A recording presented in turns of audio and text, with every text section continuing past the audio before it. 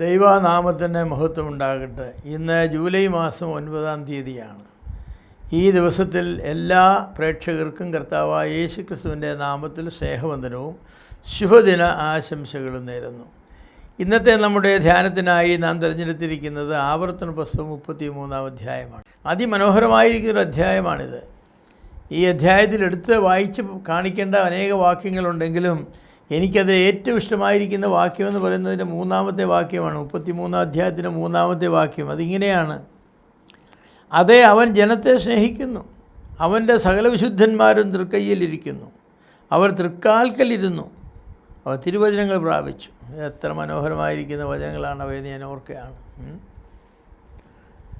അതിമനോഹരവും വളരെയേറെ ആശ്വാസം നൽകുന്നതുമായ വാക്യങ്ങളാണവ. ദൈവം തൻ്റെ ജനത്തെ സ്നേഹിക്കുന്നു. എന്തൊരു പ്രസ്താവനയാണത്! അതിനേക്കാൾ ആശ്വാസകരമായ ഒരു പ്രസ്താവന ലോകത്തുണ്ടോ? നമ്മൾ സാധാരണ പറയാറുണ്ട്, മാതാപിതാക്കൾ മക്കളെ വിളിക്കുമ്പോൾ, പഠിക്കാൻ പോയ മക്കളെ വിളിക്കുമ്പോൾ ഒക്കെ പറയാറുണ്ട്, മോളെ ഐ ലവ് യു എന്ന് പറയുന്നത്. നമ്മുടെ മലയാളികൾ അധികം പറയാറില്ല, എങ്കിലും പാശ്ചാത്യരൊക്കെ എപ്പോഴും ഒരു ദിവസം 2 പ്രാവശ്യമെങ്കിലും പറയും I love you, I love you. കുഞ്ഞുങ്ങൾ മാതാപിതാക്കളോടും പറയും, സ്കൂളിൽ പോകുമ്പോൾ I love you daddy, I love you mummy എന്ന് പറയും. ദൈവത്തിൻ്റെ ജനത്തോട് ഐ ലവ് യു എന്ന് പറയുമ്പോൾ അതെന്തൊരു പ്രസ്താവനയാണ്! സ്നേഹമെന്തെന്നറിയാത്ത ഒരു ലോകം, പകയും വെറുപ്പും മാത്രമുള്ള ഒരു ലോകത്ത് ഈ ലോകത്തിൻ്റെ സൃഷ്ടാവായിരിക്കുന്ന ദൈവം തൻ്റെ ജനത്തോട് പറയുന്നു ഐ ലവ് യു, ഞാൻ നിങ്ങളെ സ്നേഹിക്കുന്നു എന്നുള്ളത്. എന്ന് മാത്രമാണോ? ദൈവവുമായുള്ളതായിരിക്കുന്ന ബന്ധത്തിൽ പറഞ്ഞിട്ടുള്ള ഓരോ കാര്യങ്ങളും മനോഹരമാണ്. അതിമനോഹരവും വളരെയേറെ ആശ്വാസം നൽകുന്നതുമായിരിക്കുന്ന പ്രസ്താവനകളാണ്. യഹോവ മാത്രമാണ് ജനത്തെ സ്നേഹിക്കുന്ന ദൈവം. നമുക്കറിയാം, ലോകജനതയുടെ ദൈവസങ്കല്പത്തിൽ സ്നേഹിക്കുന്ന ദൈവം എന്നൊരാശയം എങ്ങും വന്നിട്ടില്ല, ഒരു മതത്തിലും വന്നിട്ടില്ല. ദൈവത്തിൻ്റെ വിശുദ്ധിയെക്കുറിച്ചും നീതിയെക്കുറിച്ചും ഒക്കെ പറഞ്ഞിട്ടുണ്ട്, പക്ഷേ ദൈവത്തിൻ്റെ സ്നേഹത്തെക്കുറിച്ച് പറഞ്ഞിട്ടുള്ളത് വിശുദ്ധ ബൈബിൾ മാത്രമാണ്. ബൈബിളിലെ ദൈവം മാത്രമാണ് സ്നേഹിക്കുന്നത്. ആ സ്നേഹത്തെക്കുറിച്ചാണ്. ദൈവം സ്നേഹം തന്നെ, ഗോഡ് ഈസ് ലവ്. എന്തൊരു പ്രസ്താവനയാണത്! അടുത്ത് ചെല്ലുവാൻ കഴിയാത്തതായ ഒരു ദൈവത്തെയാണ് മിക്ക മതങ്ങളും പഠിപ്പിക്കുന്നത്. എന്നാൽ വിശുദ്ധ ബൈബിളിലെ ദൈവം എന്ന് പറയുന്നത് മനുഷ്യന് അടുത്ത് ചെല്ലുവാൻ കഴിയാത്തവനാണെങ്കിലും മനുഷ്യനോടടുത്ത് വരുന്ന ഒരു ദൈവമാണ്. അതാണ് എൻ്റെ മനോഹരം. മനുഷ്യന് തൻ്റെ യോഗ്യതയുടെ അടിസ്ഥാനത്തിലും തൻ്റെ കഴിവിൻ്റെ അടിസ്ഥാനത്തിലും തൻ്റെ ഭക്തിയുടെ അടിസ്ഥാനത്തിലും ഒന്നും ദൈവത്തിനടുക്കിലേക്ക് ചെല്ലാൻ കഴിയില്ല. അതിനുള്ള യോഗ്യതയൊന്നും മനുഷ്യനില്ല. പക്ഷേ ദൈവം എന്ത് ചെയ്യുന്നു? മനുഷ്യൻ പാപിയാണെങ്കിലും മനുഷ്യൻ എന്തെല്ലാം തെറ്റുകളുണ്ടെങ്കിലും മനുഷ്യനെ തേടി ദൈവം ലോകത്തിലേക്ക് വരുന്നു. അപ്പോൾ ദൈവത്തിൻ്റെ അതീതത്വവും അന്തർയാമിത്വവും ഒരുപോലെ വെളിപ്പെടുത്തപ്പെട്ടിരിക്കുന്നത് ബൈബിളിൽ മാത്രമാണ്. അതാ ദൈവം അടുത്തുകൂടാത്തവനാണെന്നും ദൈവം അടുത്തു വരുന്നവനാണെന്നും. മോശ ദൈവത്തിൻ്റെ എരിയുന്നതായിരിക്കുന്ന മുൾപ്പഴപ്പ് കണ്ടപ്പോൾ അടുത്തിയെന്നു. ദൈവം മോശയോട് പറഞ്ഞു അടുക്കരുതെന്ന് പറഞ്ഞു. അടുക്കരുത്, നിൽക്കുന്ന സ്ഥലം വിശുദ്ധ ഭൂമിയാണ്, കാലിന് ചെരുപ്പ് എറിഞ്ഞ് കളയുക എന്ന് പറഞ്ഞു. അല്പസമയം കഴിഞ്ഞിട്ട് മോശയോട് ദൈവം പറഞ്ഞു, ഞാൻ ഇറങ്ങി വന്നിരിക്കുന്നത് നിൻ്റെ ജനത്തെ, ദൈവജനത്തെ വിടുവിക്കുവാൻ വേണ്ടിയാണ്. കണ്ടില്ലേ, നിനക്കടുത്ത് വരുവാൻ കഴിയുകയില്ല, പക്ഷേ എനിക്കടുത്ത് വരുവാനായിട്ട് കഴിയും. എന്തൊരു മനോഹരമായിരിക്കുന്ന പ്രസ്താവനകളാണ്! നമ്മുടെ ദൈവം എത്ര നല്ലവനായിരിക്കുന്ന ദൈവമാണ്! അപ്പോൾ ദൈവം തൻ്റെ ജനത്തെ സ്നേഹിക്കുന്നു എന്നുള്ളതിന് എന്താണ് തെളിവെന്ന് ചോദിച്ചാൽ, ഈ വാക്യത്തിൽ 3 കാര്യങ്ങൾ എടുത്തു പറഞ്ഞിട്ടുണ്ട്. അത് ഞാൻ നിങ്ങളുടെ ചിന്തയിലേക്ക് കൊണ്ടുവരാൻ ആഗ്രഹിക്കുന്നു. ഒന്നാമത് പറഞ്ഞ് ദൈവം തൻ്റെ മക്കളെ തൃക്കൈയിൽ വഹിക്കുന്നു എന്നുള്ളതാണ്. അവൻ തൻ്റെ ജനത്തെ തൃക്കൈയിൽ വഹിക്കുന്നു. ശക്തിയുടെയും അനുഗ്രഹത്തിൻ്റെയും അടയാളമായ കരങ്ങളിൽ ദൈവം തൻ്റെ ജനത്തെ വഹിക്കുന്നു എന്നുള്ളത് ആശയം എത്ര ബലമാണ്!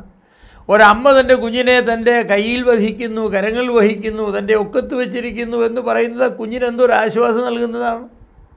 ഒരു കുഞ്ഞിന് അമ്മയെടുക്കുന്നതിനേക്കാൾ ആശ്വാസകരമായിരിക്കുന്ന ഒരു അനുഭവം വേറെ എന്തുണ്ട്? ദൈവം പറയുകയാണ്, ഞാൻ എൻ്റെ ജനത്തെ വഹിക്കുന്നു, എൻ്റെ കരങ്ങളിൽ വഹിക്കുന്നു എന്നുള്ളത്.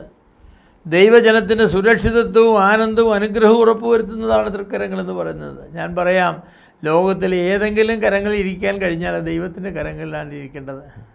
ഒരു കമ്പെ പിടിച്ചാലും പുളിങ്കമ്പെ പിടിക്കണമെന്ന് നല്ലൊരു പറച്ചിലുണ്ട്. കാരണം പുളിങ്കമ്പ് പെട്ടെന്ന് ഒടിയുന്നതല്ല. പക്ഷേ ഞാൻ നിങ്ങളോട് പറയാം, ഒരു കരത്തിൽ പിടിച്ചാലും അത് ദൈവകരത്തിൽ തന്നെ പിടിക്കണം. കാരണം മാറ്റം വരാത്തതായിരിക്കുന്ന ഒരു കരങ്ങൾ ദൈവത്തിൻ്റെ കരങ്ങളേ ഉള്ളൂ, അതിൽ തന്നെ പിടിക്കണം. രണ്ടാമത് ദൈവത്തിൻ്റെ സ്നേഹത്തെ കാണിക്കുന്ന പ്രയോഗം എന്ന് പറയുന്നത് തൃക്കാൽക്കലിരിക്കുന്നു എന്നാണ്. അവർ തൃക്കാൽക്കലിരിക്കുന്നു. പാദപീഠം എന്നൊക്കെ പറയുന്നത് ദൈവസാന്നിധ്യത്തിൻ്റെ സൂചനയാണ്. ദൈവമായുള്ള കൂട്ടായ്മയിലായിരിക്കുക, ദൈവസന്നിധിയിൽ തന്നെ ഇരുന്ന് ദൈവത്തെ ആരാധിക്കുക, ദൈവസന്നിധി ഇരുന്ന് ദൈവത്തിൻ്റെ മുഖം കാണുക. എന്തൊരു മനോഹരമാണ്. സിറ്റ് വിത്ത് ഗോഡ്, ദൈവത്തോടു കൂടെ ഇരിക്കുക. Sit at the feet of God, ദൈവത്തിൻ്റെ പാദപീഠത്തെങ്കിലിരിക്കുക എന്നൊക്കെ പറയുന്നത് വളരെ വലിയ അനുഗ്രഹങ്ങളാണ്. നമ്മുടെ ദൈവം നമ്മെ സ്നേഹിക്കുന്നു എന്നുള്ളതിന് തെളിവാണ്. മൂന്നാമത് തെളിവായിട്ട് പറഞ്ഞിരിക്കുന്നത് തിരുവചനങ്ങൾ പ്രാപിക്കുക. അവൻ തിരുവചനങ്ങൾ പ്രാപിച്ചെന്നാണ്. ദൈവസന്നിധിയിൽ ഇരിക്കുക മാത്രമല്ല, ദൈവം തൻ്റെ വചനം നമുക്ക് തന്നു. ദൈവത്തിൻ്റെ പ്രവാചകന്മാരെ തൻ്റെ സന്നിധിയിൽ ഇരുത്തി അവർക്ക് ദൈവം പറഞ്ഞു കൊടുത്തു, എഴുതുക, യിശയ്യാവ് എഴുതുക, യിരെമ്യാവ് എഴുതുക എന്ന് പറഞ്ഞ് അവരെ കൊണ്ട് എഴുതിച്ച് നമുക്ക് തന്നു. മാറ്റമില്ലാത്ത വചനം. ആ വചനത്തിലാണ് ദൈവത്തെക്കുറിച്ചും രക്ഷയെക്കുറിച്ചും സ്വർഗത്തെക്കുറിച്ചും നരകത്തെക്കുറിച്ചും മനുഷ്യനെക്കുറിച്ചും ഒക്കെയുള്ള കാര്യങ്ങളെല്ലാം അവിടെ എഴുതിയിരിക്കുന്നത്. അത് നമുക്ക് വേണ്ടി എഴുതി തന്നിരിക്കുകയാണ്. അപ്പോൾ നമുക്ക് ദൈവവചനം ഉണ്ട് എന്നുള്ളത് വളരെ വലിയൊരു കാര്യമാണ്. മനുഷ്യർക്ക് ദൈവത്തെക്കുറിച്ച് മനസ്സിലാക്കിയ കാര്യങ്ങളാണ് മറ്റു മതങ്ങൾ എഴുതിയിരിക്കുന്നത്. ആ വലിയ വലിയ ഋഷിമാർ അവരെ ധ്യാനിച്ച് അവർ തപസ്സിരുന്ന് ദൈവത്തെ അവരെ വരുത്തി എന്നൊക്കെ പറയുന്നത്, ദൈവത്തെ വരുത്തി അല്ലെ ദൈവത്തിൻ്റെ അടുക്കലേക്ക് അവരുടെ ഭൗതിക ശരീരം വിട്ടിട്ട് അവിടെ ആത്മാവ് ദൈവത്തിങ്കിലേക്ക് ചെന്നു, അവിടെ നിന്ന് ചോർത്തിയെടുത്ത് കൊണ്ടുവന്ന ചില സത്യങ്ങളാണെന്നാണ് പറയുന്നത് അവർ എഴുതിയിരിക്കുന്നത്. എന്നാൽ വിശുദ്ധ ബൈബിളിലെ ദൈവം അങ്ങനെയല്ല. ആർക്കും കടന്നു ചെന്ന് ചോർത്തിയെടുക്കാനൊന്നും കഴിയില്ല.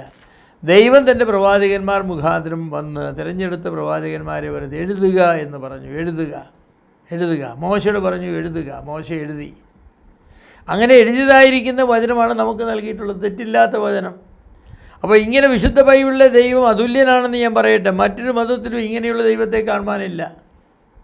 വേറെ ഏത് മതത്തിലാണ് മനുഷ്യനെ തൻ്റെ കയ്യിൽ വഹിക്കുന്ന ദൈവമുള്ളത്? ഏത് മതത്തിലാണ് മനുഷ്യൻ തൻ്റെ കാൽക്കലിരുന്ന് ദൈവത്തിൻ്റെ കാൽക്കലിരുന്ന് ദൈവത്തെ ആരാധിക്കുവാനും പഠിക്കുവാനും കഴിയുന്നത്? ഏത് മതത്തിലാണ് ദൈവം തൻ്റെ വചനങ്ങളെ ദൈവമക്കൾക്ക് നൽകിയിരിക്കുന്നത്, തെറ്റുകൂടാതെ എഴുതി അവരുടെ ഭാഷയെ നൽകിയിരിക്കുന്നത്? അപ്പോൾ ഈ ദൈവത്തെ ഭയത്തോടും മുറയിലോടും കൂടെ നാം സ്നേഹിക്കുകയും സേവിക്കുകയും ചെയ്യേണ്ടത് ആവശ്യമാണ്. എൻ്റെ പ്രിയമുള്ളവരെ, നാം വളരെ ഭാഗ്യശാലികളാണ്. കാരണം എന്താണ്? നമ്മെ മുറുകെ പിടിക്കുന്ന ഒരു ദൈവമുണ്ട്. നമുക്കിരിക്കുവാനുള്ള ദൈവത്തിൻ്റെ പാദപീഠമുണ്ട്.